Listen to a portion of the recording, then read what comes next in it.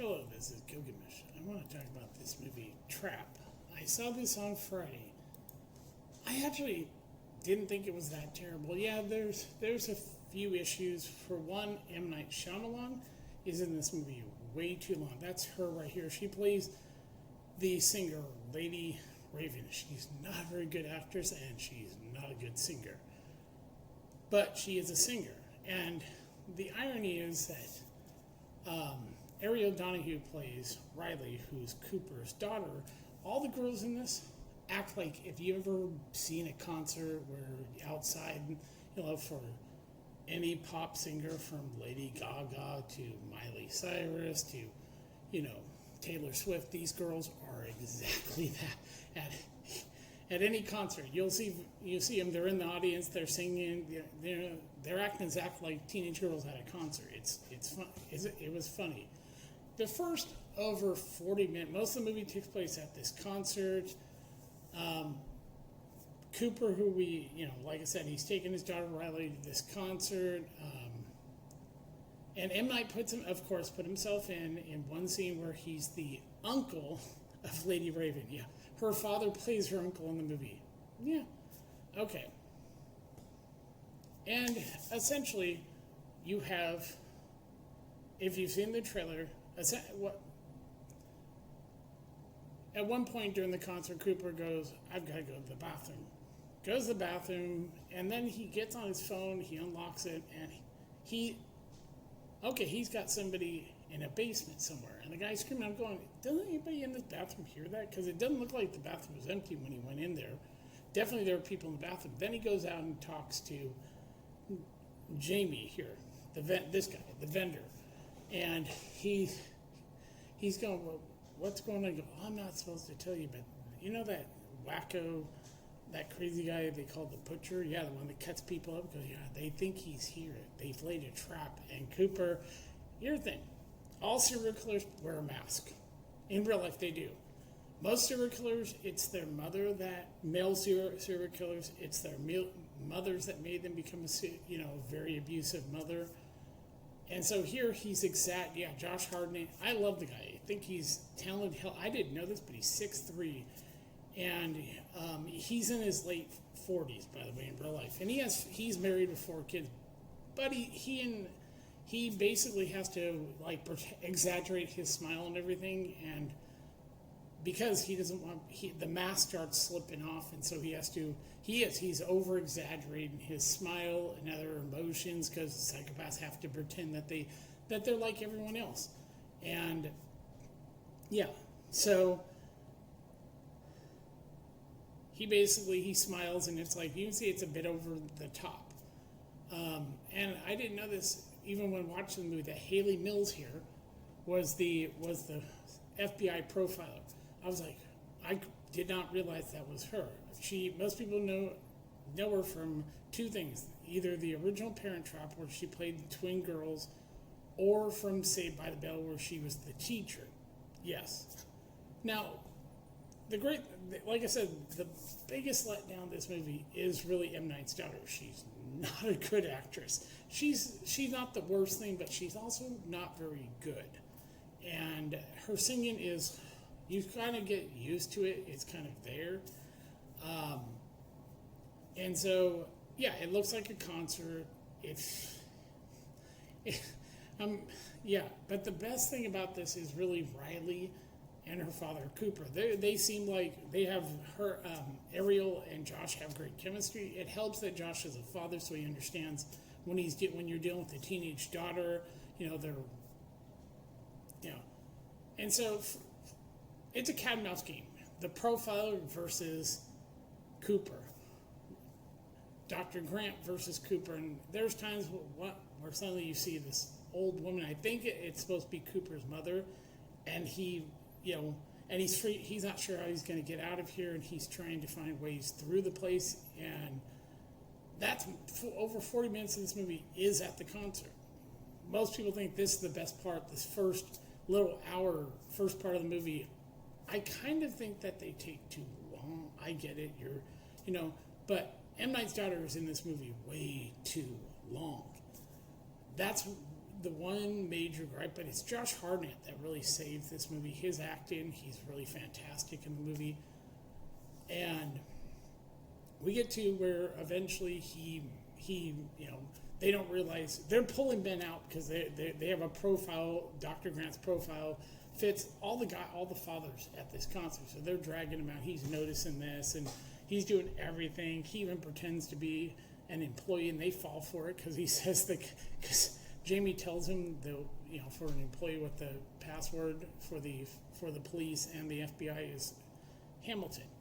So he tricks them into thinking like he's on the roof, there's an accident, and they do get a call that there was an accident. He set up so he could go and check on the roof, and he really, like, they're not very bright. I mean, except for the profiler, everybody else is kind of like, they're typical stupid cops. I mean, yeah.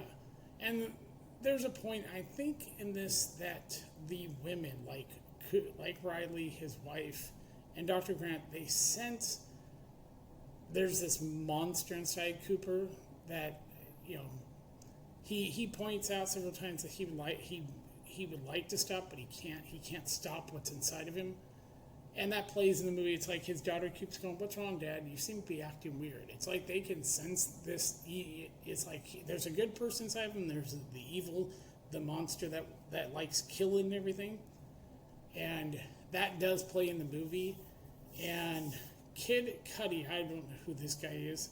He plays this thinker. He has a long wig on. He comes in towards the concert, towards the end of the concert, and he starts singing. And like I said, his singing, he's a singer. So I didn't know Tim Russ was in this movie. It says that he's Parker Wayne. I don't know exactly who that is. But then we get to the point of where people say this movie falls off, and it's the part where we'll get to, how Cooper gets out of the concert. This is a bit of a spoiler for anybody who hasn't seen it. He basically overhears the FBI talking to Lady Raven, and at first I thought, she's a Fed pretending to be a singer, but it turns out no, they came to her because they had word that the butcher was going to be at her concert, so she's working with the feds. So he overhears this, and then Cooper takes Lady, before this, to get backstage, he literally lies and says his daughter has leukemia. I'm not kidding. I was laughing hard at that. He tricks her uncle, played by M. Night, that she has leukemia and that, and, there's this other mother who wants, Jodie's mother. Yeah, she's constantly trying to get Cooper and, her daughter and Riley, because her daughter doesn't like Riley. They don't get along. And Cooper basically convinced him that his daughter has leukemia so that she can get on stage and so he can get backstage. So she gets on there, and Jodie sees this and freaking it's funny as hell when she sees Riley on stage and going, "That's Riley." And she goes, and gets pissed at her mom, starts screaming at her, "How could I?" It's like, yeah. So it's funny. I mean, Ariel's really solid in this movie. She's probably another great reason to see this movie is Ariel Donahue as Riley Cooper's daughter. So we get to the point where he takes her aside, going back to that, and he knows that she's working with him, and she reveals, "You're looking for me. I'm the butcher," and then shows the guy he has in the basement. He says, "If you tell anyone there's a gas I can release and kill him." So he's basically telling her, "You have to help me get out of this building, and I'll let him live." So he's making a deal with her that essentially he gets to live if you cooperate and get me out of here. So she agrees to do that, and so they get out. And then she pulls a fast one and says, let's go. And this is the part that I couldn't. Okay, you got out. He said, "You can drop us off." This is the part where M. Night should have said, "Okay," and let them go. But keeps her in the movie too. This is where what I couldn't stand. The part like I said, is where she says, "Can I can we go to your home?" And it's like, oh God, we're gonna have more of her in this movie.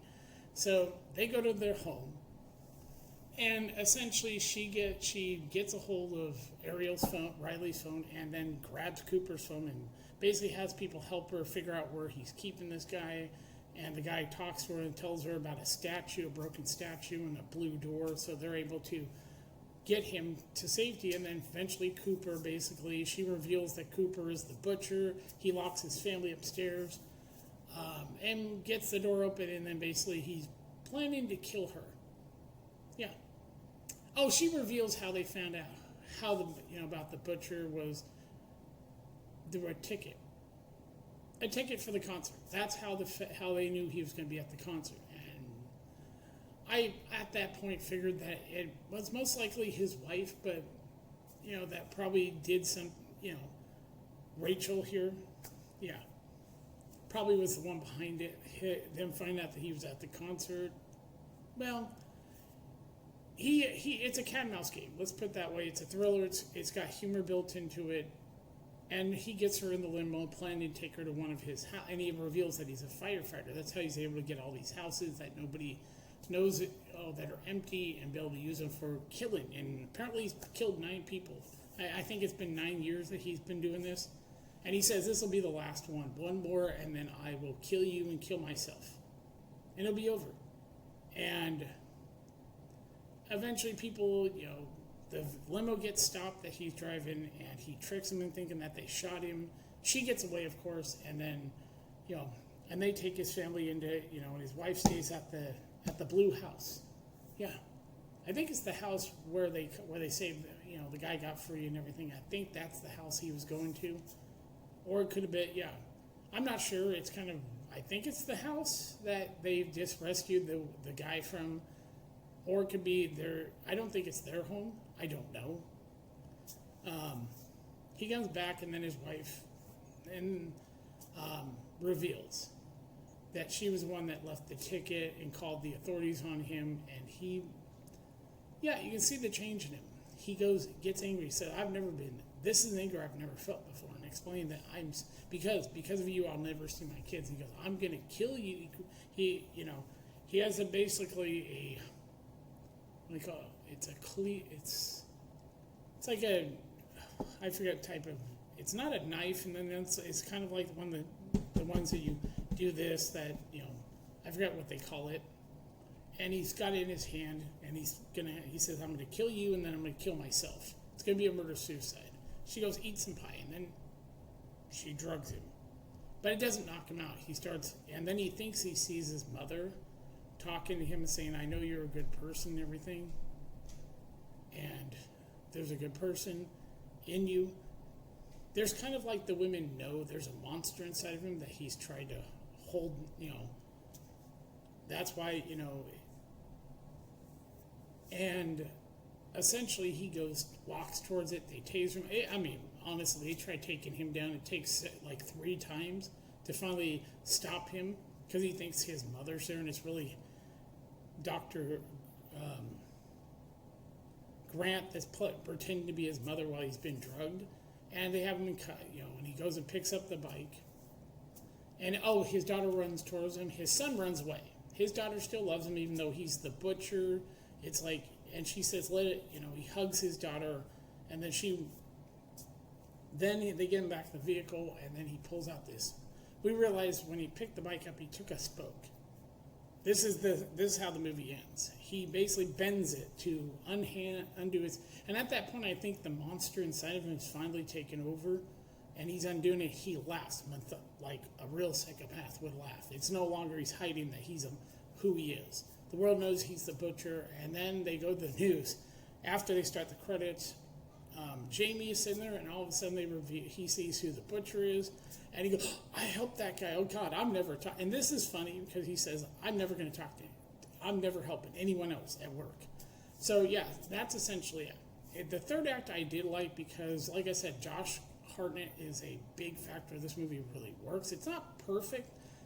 Yeah, they could have cut a little bit out of it, like maybe 10 minutes of the movie, made it 90-minute. It could cut some of the concert out. That's where they could have cut. Because I think that the final act of this, where he comes back to his wife and she reveals that she was the one that he wanted to kill her and he gets caught. I think that was important to show that he's finally given in to the monster inside of him.